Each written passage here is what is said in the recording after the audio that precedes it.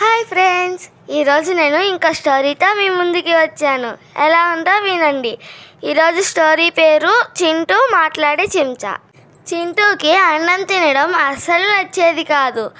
అమ్మ ఎంత చెప్పినా ఆకలి లేదు అనేవాడు. ఒకరోజు అమ్మ అన్నం పెట్టి తిను బాబు అని చెప్పి వంటగదిలోకి వెళ్ళిపోయింది. అప్పుడే అన్నం ప్లేట్ పక్కన ఉన్న ఒక చెంచా చిన్నగా చింటూ నన్ను ఎందుకు పట్టించుకోవడం లేదు అంది. చింటూ ఉలిక్కిపడి చూశాడు. చెంచా నిజంగానే మాట్లాడుతుంది. నువ్వు మాట్లాడతావా అన్నాడు భయంగా. మాట్లాడుతాను, కానీ ఒక్కరోజుకి మాత్రమే.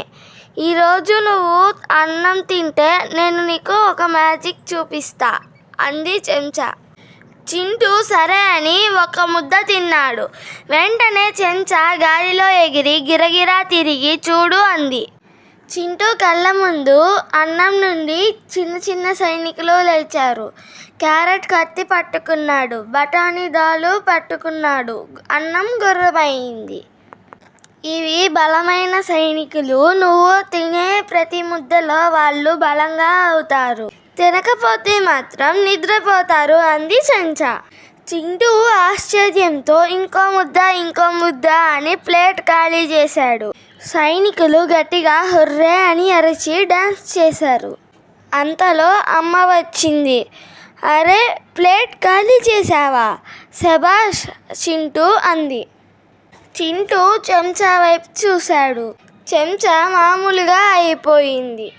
ఆ రోజు నుండి చింటూ అన్నం తినేటప్పుడు ఎప్పుడూ నవ్వుతూ తినేవాడు. సైనికులు ఎదురు చూస్తున్నారు కదా అనుకుంటూ. నీతి ఏమనగా అన్నం తింటేనే శరీరానికి బలం వస్తుంది, చింటూలాగా. మీకు ఈ స్టోరీ నచ్చినట్లయితే లైక్ చేయండి, సబ్స్క్రైబ్ చేయండి, కామెంట్ చేయడం మాత్రం మర్చిపోవద్దు. ఇంకో స్టోరీతో కలుసుకుందాం. Bye bye.